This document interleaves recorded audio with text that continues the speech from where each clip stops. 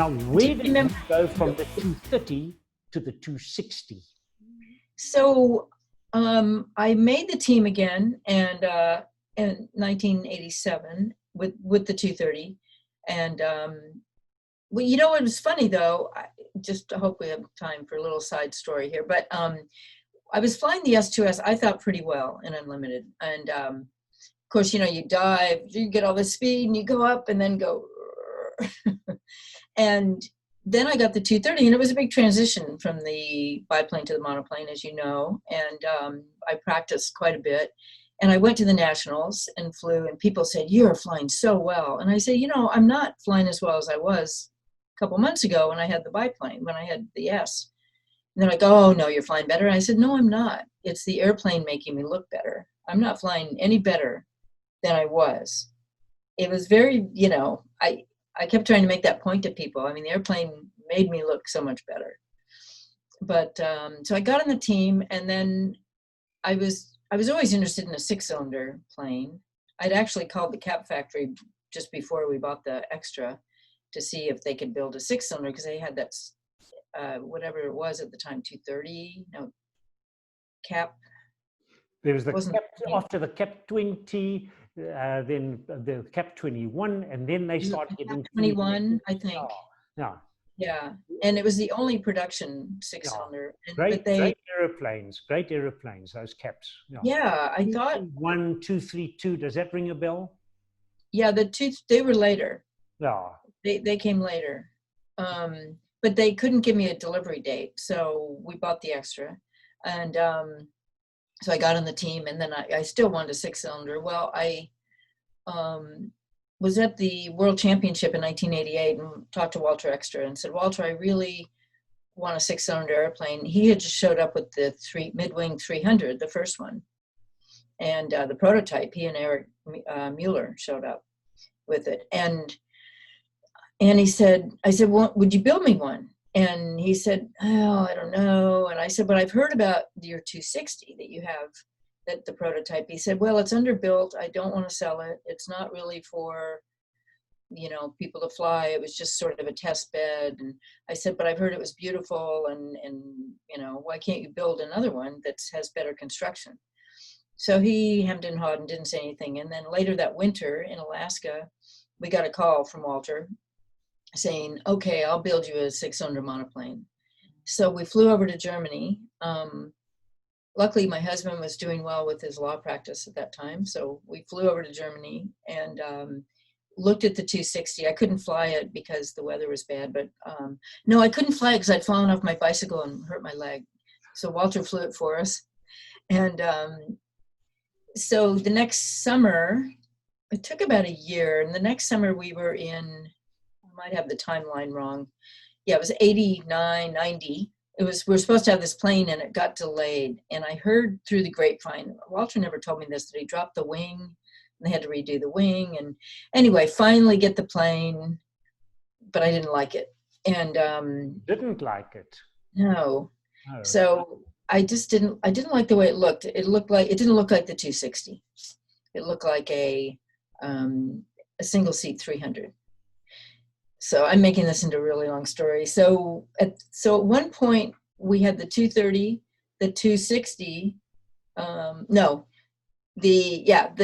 new 260 that he called 260, and then he'd agreed to sell the original prototype 260 to Pompano Air Center.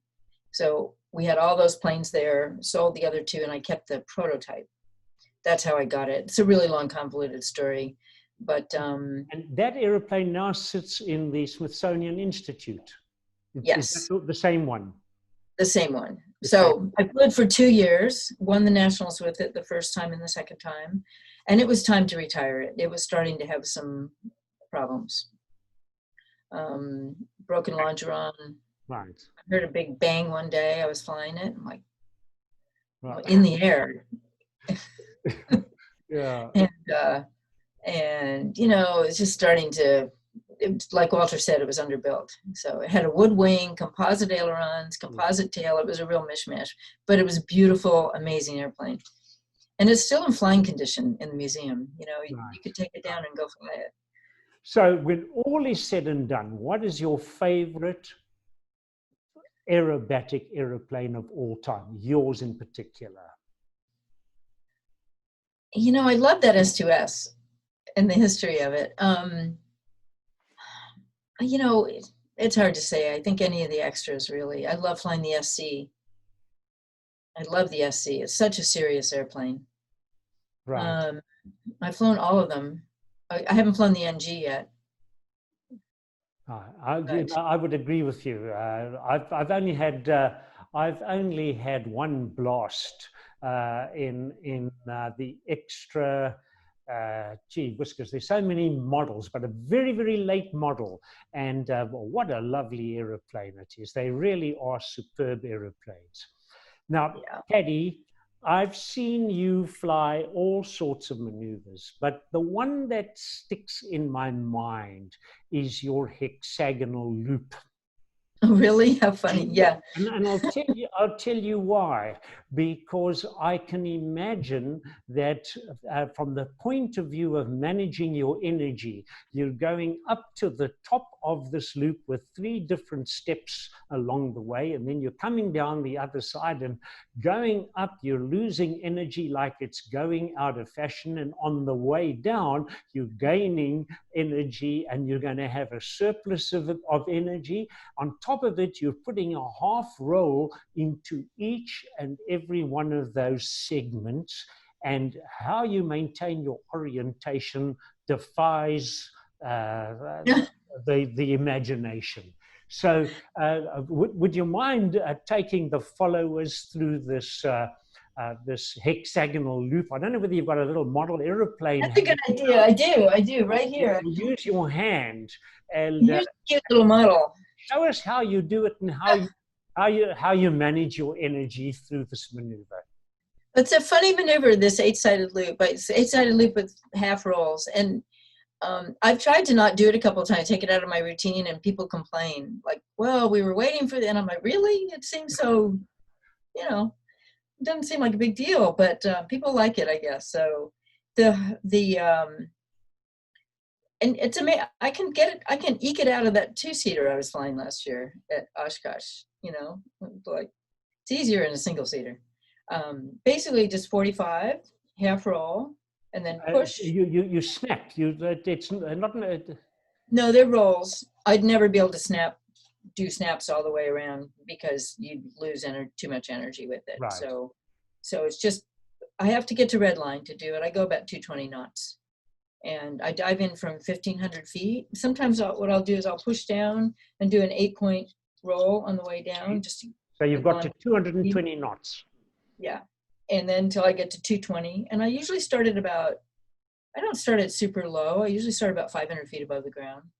And then it's 10 Gs, pull, half roll, push, half roll, pull, half roll, then another push, and this one's kind of sloppy. So what are you left with at that stage of the game, speed-wise? I don't know. Very little. I don't look at it right. Ever. I don't want, except when I need 220. Right. And then puts me up to about 2,000 feet or so. So I need to do it in a show, I need a 2,000 foot ceiling minimum or max or whatever. And then this is the hard part, because you're going really fast, you're looking at the ground and I always make it shallow. And I try not to, but going steep when you're hurtling at the ground and picking up all that speed, that's right. This part here, and then eat, and then pull up. And then it's a really good setup for a tumble because you have tons of speed and I can pull around inverted and do something there. You see, the amazing thing is that despite this vast energy yo-yo, so to speak, you're keeping it symmetrical. And I try. I don't know how it looks. It's symmetrical, same distance up as the distance down, and that's what makes it so very, very pretty and. Oh, thank you. Now I have to keep doing it. Yeah, very nice maneuver. Just keep on doing it. Thank you. Paddy, as far as your fitness and your diet, What do you eat special foods, or do you take great care to ensure that your blood sugar is at a reasonable level before you fly, and that you're hydrated? Absolutely. I mean, you know how it is being an airshow pilot. It's a full-time job, even if you fly one show a year, really. And in fact, I had this conversation with another airshow friend a couple days ago and said, well, what if they brought a show back? How would you feel about dealing with all these people? And he goes, I don't feel like I'm in shape now, after 2.5 months and haven't been able to fly and so on. And so whether you fly one air show a year or 20 air shows a year, it's a lifestyle. It's not just, oh, I'm gonna, and you tell people this, it's not a hobby to go fly low level doing the kind of stuff that we do. It's a lifestyle choice. You can't, get fat in the winter, lose weight in the summer. You have to be on all the time because you don't get much of a break. So I think I just live a pretty healthy lifestyle. I love to cook and I like fresh food, and I've always been like that. I was a hippie when I was, 16. So we were eating macrobiotic food back then, and fresh foods and stuff like that. So, but yeah, you're right about the blood sugar. It's a really big thing. And in our school here, we have bowls of chocolate out for people. And say, eat some chocolate after you fly, have some ginger ale, keep your blood sugar up. A lot of people don't realize what aerobatics does to blood sugar and how it lowers it. We're absolutely fanatical about that. And, Really? Sure, and there are a lot of air shows where we haven't been looked after with good enough food. When I say good, I'm talking about wholesome. I'm talking about the foods that one should eat. And Right. we often load up with a lot of food in the back of the aeroplane to make sure that that the nutrition is top notch, and also that we stay hydrated. And in my first couple of years as an airshow pilot, I found that I was graying out a lot, and it's because we weren't being fed. And eventually, when I became absolutely fanatical about eating properly, I haven't blacked out in 25 years. And I also remember one day Sally and I sitting there talking to you, and you were about to go and fly, and you were eating a banana. Mm-hmm. That's a good one. You said a banana is very, very good for you.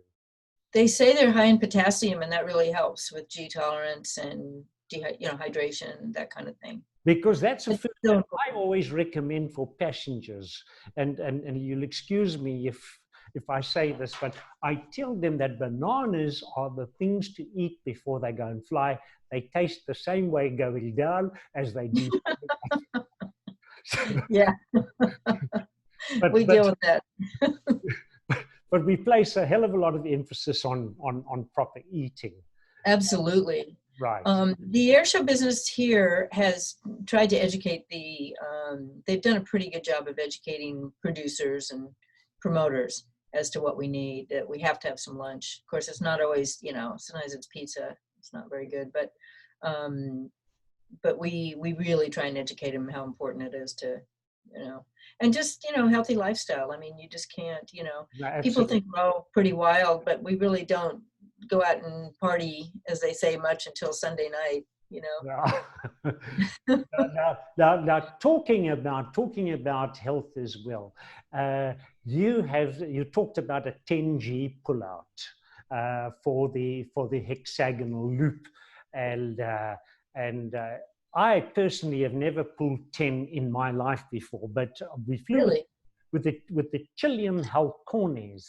They had a team of 4 extras, and we went there as guests of the Chilean Air Force, and we flew with them in their extras. And they were giving all sorts of commands in Spanish, and I wasn't picking up on this. But the next thing they did, some sort of switchblade maneuver that ends up in a crucifix in the sky that they draw with smoke. And I was in the lead aeroplane, and that fella pulled 10G. And wow. Yep. That's 10G. hard to ride along that. I mean, And then if you're a passenger, when I say I haven't oh blacked out, that gosh. was the only time. There was no graying out. There was, I think I was almost close to LOC, loss of consciousness, close, because everything went absolutely black. And then the next thing I was seeing flashing lights, and then my vision came back fully. It's the only time I've been up there at 10G in my Yeah. life. I've kind of drawn the line at about 7 or 8. But having said that, do you have any aches and pains and ailments? Have you done any damage to your vertebrae or your shoulders or your back or whatever? Yeah, I have done some damage to my neck. I have to be really careful with it. And I've had to train myself to not jerk my head around to look at the sight gauge when I pull, because here you are, you're pulling, you're twisting, Yeah. everything's. And I had some X-rays done a couple of years ago when I started having neck problems. They said, "Oh, you don't have any discs in this side of your neck. Yeah. It's just gone." And so I have to be really careful with that. So I've trained myself to look slowly and maybe not look all the way. And I have limited range of, I can turn my head about this far, but I can turn it this far here. I have exactly the same problem, and Do you? I what I avoid at all costs is not only pulling G with my head turned, but if I'm looking up this way as well. Yes. And the moment I do that, I am in physiotherapy territory. That's it. It's from the airport to the physiotherapist. Oof. Yeah. It's so important for pilots to protect their neck. And, with the extra in particular, the air comes from behind and it hits your neck. And it's like, it's a bursitis, like tennis elbow, you're using this muscle. And the same with the air vents. They're right where your elbows are in the extra. Right. They hit you hit your elbows. Yeah. Except I think the newest versions have changed that slightly. So I'm like, never fly with the vents open that are going to hit, because that's what you're heating up is your arms and your neck. Yes. So in the winter when it's cold, or anytime it's cold, I wear a scarf, and I tell my students and people I coach to make sure to protect your neck, don't open the air vents, don't do any of these things. Okay. But years of doing that, right? No, we've just we had a terrific unlimited competition pilot in South Africa, and he's had to give up aerobatics in its entirety. And he now acts as a judge in world competition, and a very good judge at that as well. In fact, won a prize at one of the big competitions a couple of months ago for being the most consistently accurate judge. But he can no longer fly aerobatics because of the neck problem. So it's something neck problems you have to keep at the back of your mind all the time. You do. If I'd known, years ago, I may have been able to, head some of it off. I don't know. I think it's just going to have, whatever you do, if you only sit at a desk your whole life, you're going to have some issue, Yeah. But, and if you're a professional athlete, pilot, you're going to have issues too. I think I've come out of it pretty well, considering. No, you have. Unbelievably. Yeah.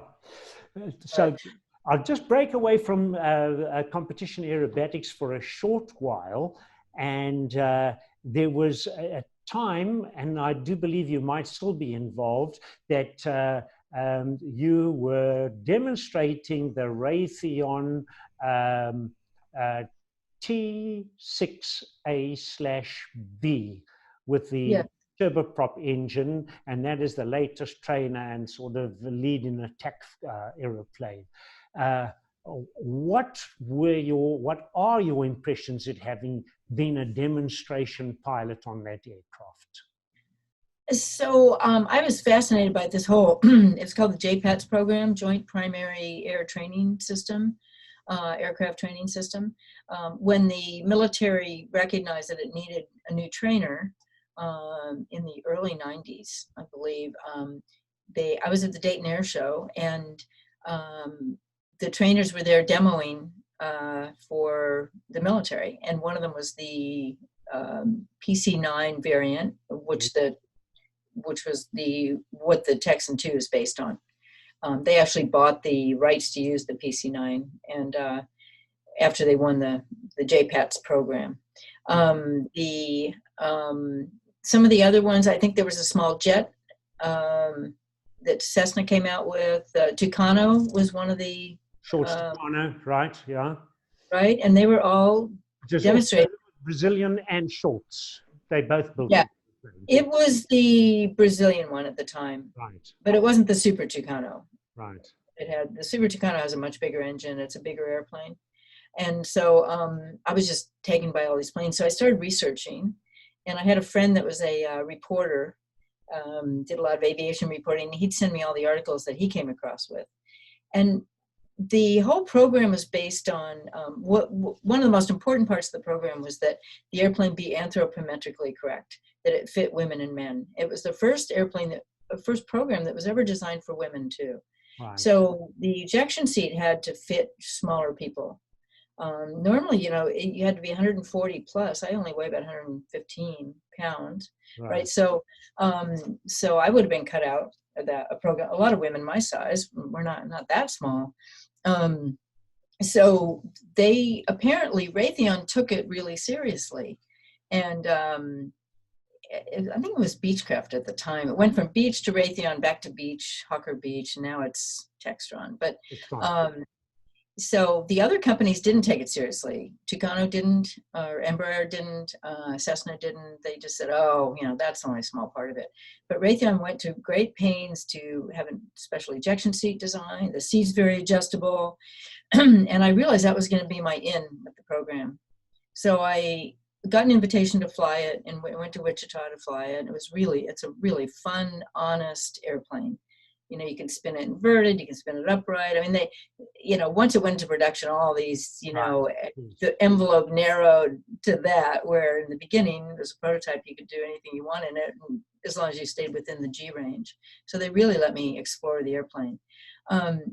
So after I flew it, I went to I got an introduction to the CEO of, I guess it was Raytheon then, who was running that division, or that in Wichita. And it was around Christmas time, and he said, well, I'll have a few minutes. We're just going to our Christmas party. I'm going to be at this hotel. So I went there, and I got him aside in the lobby.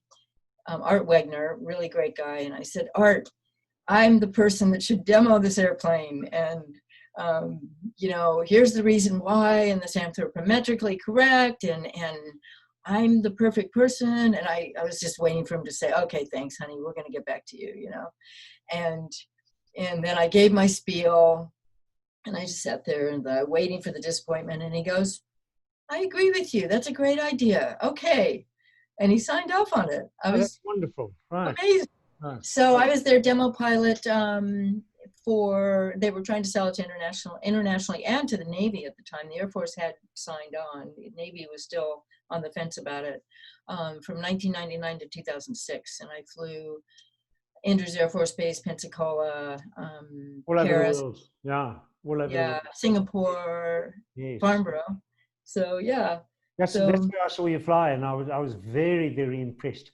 I think that we are running out of time. And I'm sorry I'm talking so much. It's so fun to talk to you. Only 1/3 of the way through, but we're running out of time. So we're going to have to do this again, Patty. Anytime. Not all over again. I'm saying we're going to have to spend more time with you, because I'm sure that the followers are just lapping this all up.